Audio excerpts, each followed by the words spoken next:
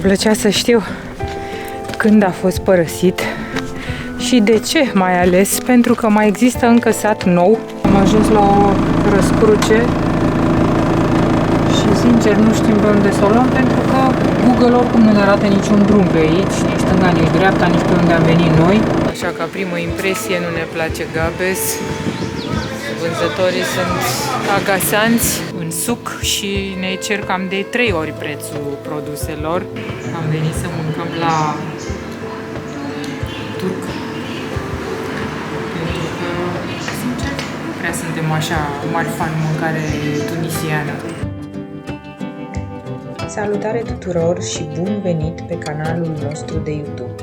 Noi suntem Dana și Claudiu și împreună cu Mercedesul nostru pe nume Hans am pornit din nou în călătorie, de data aceasta în Tunisia, pentru prima dată pe pământ african. Dacă îți plac poveștile noastre, te rugăm apasă butonul abonare. Pentru tine e gratuit, iar pe noi ne ajută să creștem acest canal. Mulțumim!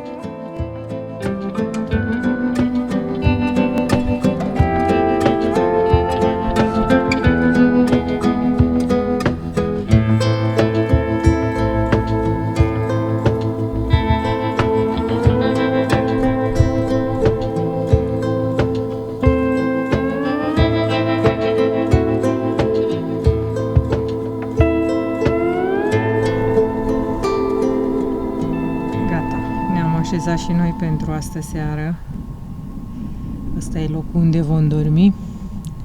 Ne-am băgat așa pe un teren care nu e cultivat, că în jurul nostru sunt multe grădini, dar am ales un loc care nu e cultivat.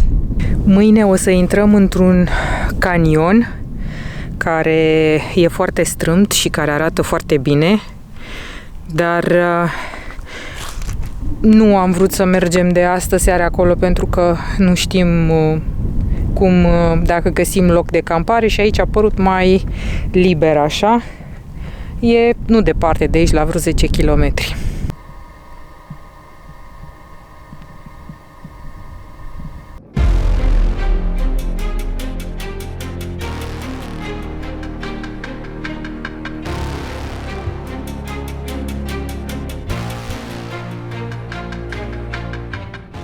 Apropiem de canion.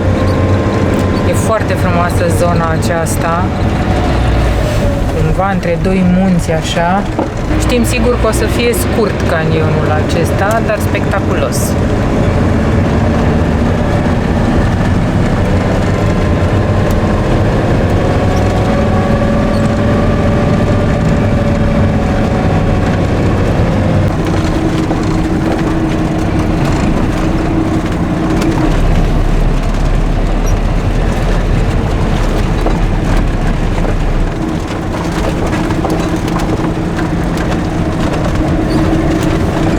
Gravă curba asta.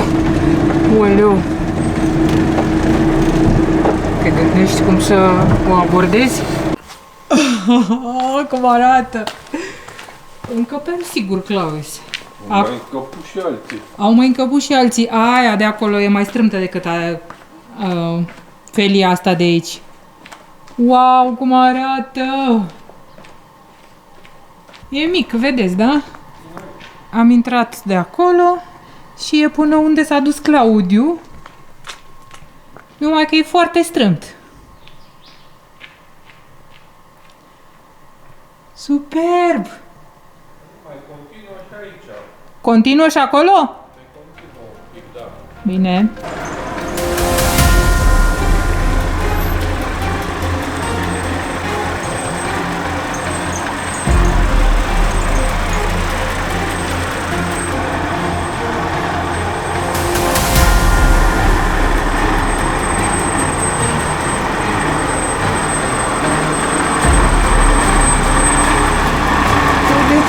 Sunt de la fix.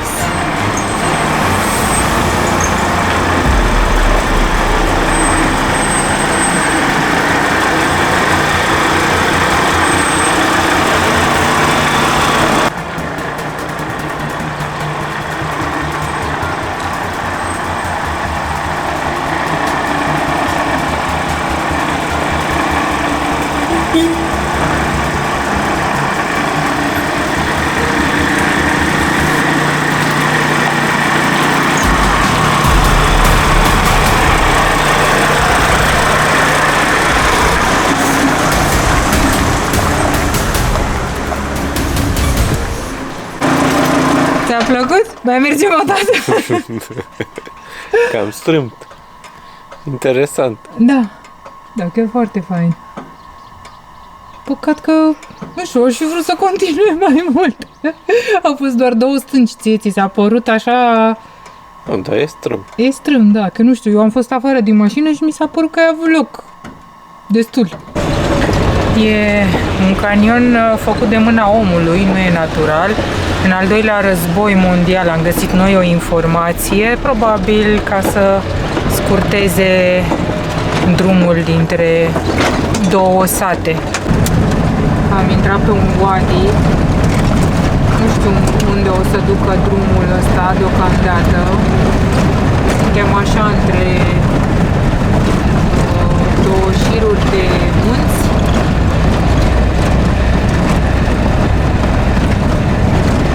E un drum pietruit, nu e grav. Până acum e un drum pietruit până dăm într-un drum asfaltat.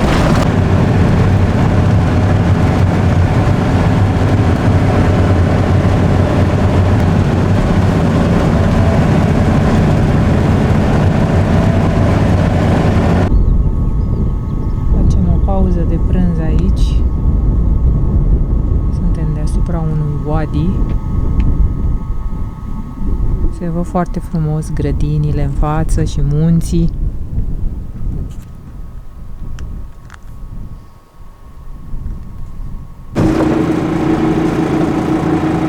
Am ajuns la un sat părăsit, Aieșa se numește și sincer arată foarte bine. Eu mă gândeam că drumul până aici o să fie interesant, dar văd că arată bine și satul.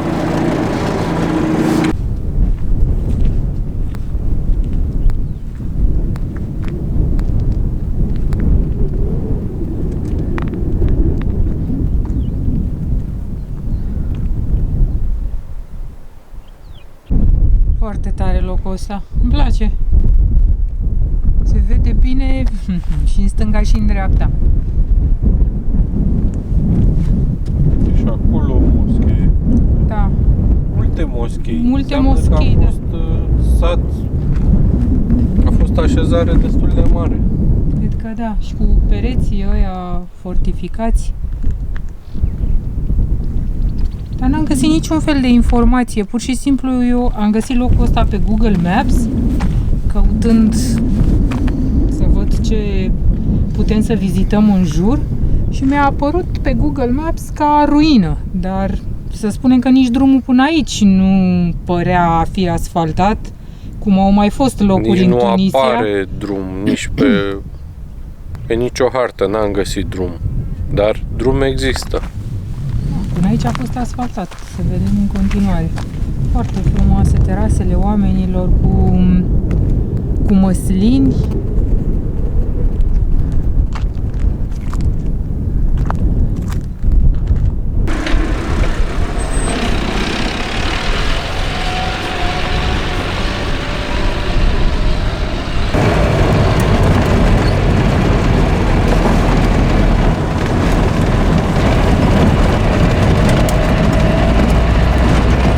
Dai seama cum s-ar vedea aici la lumina apusului.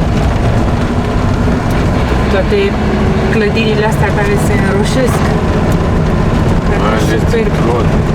Mai ales din drona pe care nu mai putem să o folosim.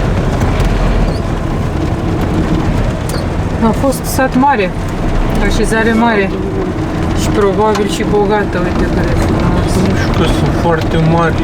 Clădirile? Da, mi se par mari. Da, dacă asta, de exemplu, din față a fost o singură casă, e mare, după toate standardele.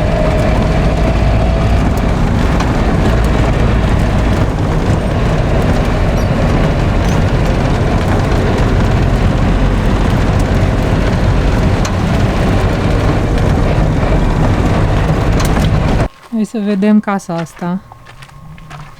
Nu înțeleg de ce au toate pereții rotunjiți așa și arată ca niște...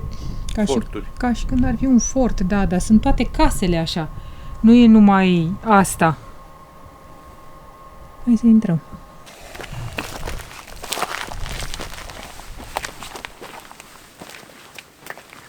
De fapt, casele nu erau foarte mari. Suntem în interiorul unei curți și pe lateral, pe perimetrul curții, par să fi fost case de locuit, spații de locuit. Foarte îngust spațiul acesta, nici 2 metri. Îngust și lung.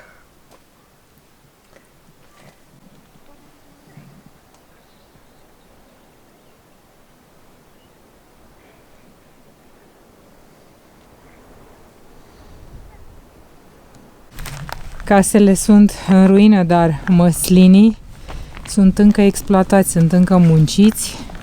Nu toți ăștia de aici, de exemplu, nu, dar Da, marea uite, majoritate, uite cei da. din spatele tău. Da.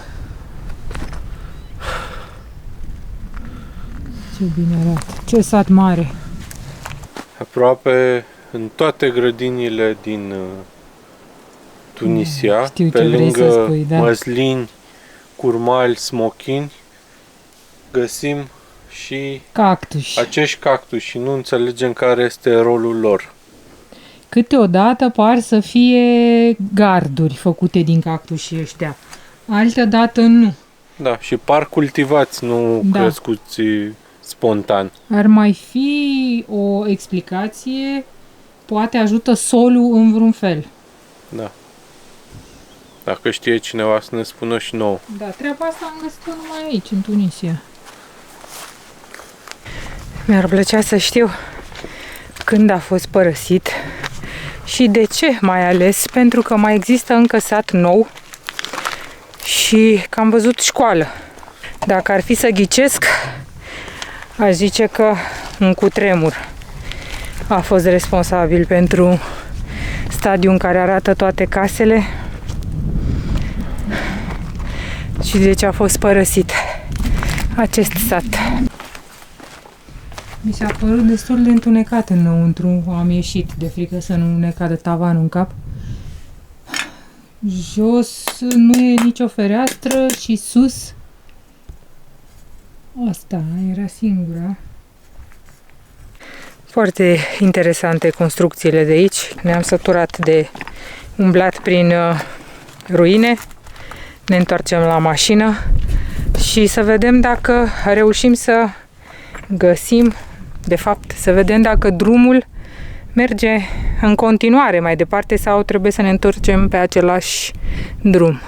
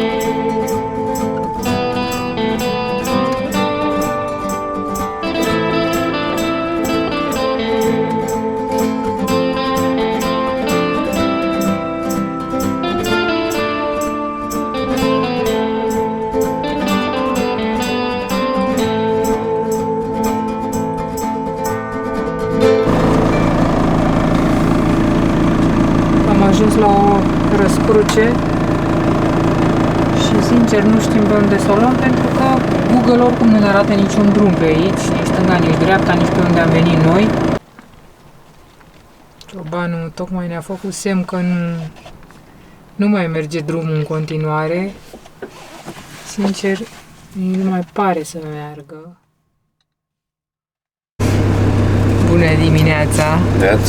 Ne îndreptăm către nord. Într-o săptămână avem feriu din Tunis și vom face de aici, de la Gabes până la Tunis, vom face coasta Tunisiei, pe care nu am făcut-o când am venit.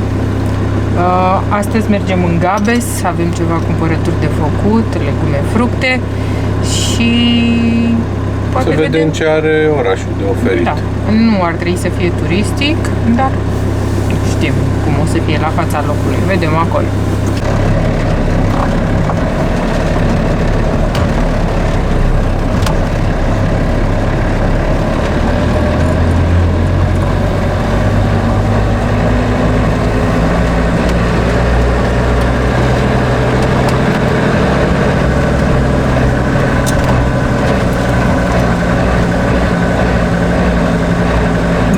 Acesta strânge sticle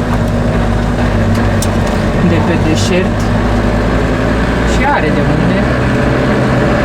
Plin. Foarte mult plastic. Da. Din păcate.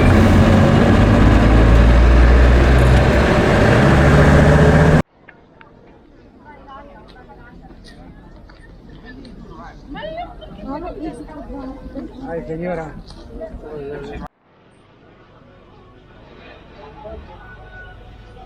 Așa, ca primă impresie, nu ne place Gabes.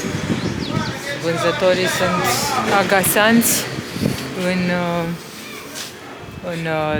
în suc și ne cer cam de 3 ori prețul produselor, ceea ce e... Ai zis la început că credem că nu e comercial, Da, pentru așa că am nu crezut, știam da. cum este, dar aparent pare destul de comercial. Magazinele arată așa, ca pentru turiști, și prețurile sunt ca pentru turiști. Da.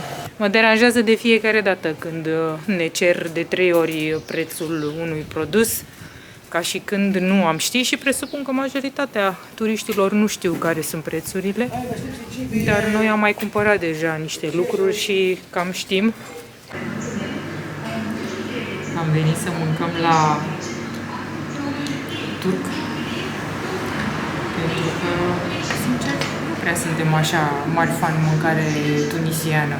Am încercat și mâncarea tunisiană și ce am încercat până acum nu ne-a dat pe spate neapărat.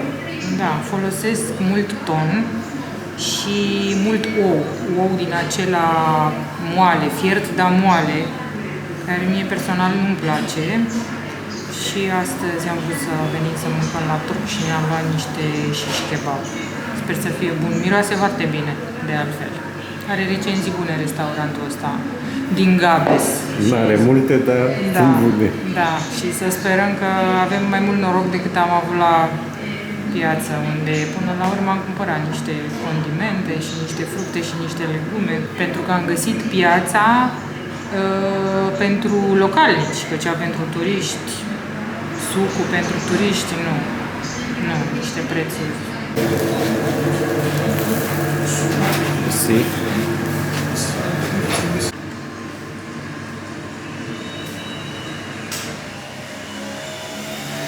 A venit shish kebabul cu niște orez și aici avem iaurt cu usturoi și asta e o pastă de ardei iuți, ceva de genul. Am gustat, nu prea știm prea bine, dar așa pare, o pastă de ardei iuți. Miroase foarte bine shish kebabul. Foarte bună. Gata, am terminat. A fost bun. N-a fost wow, dar chiar bun. Și ne-a costat 20 de lei o porție, 40 de lei am vândut.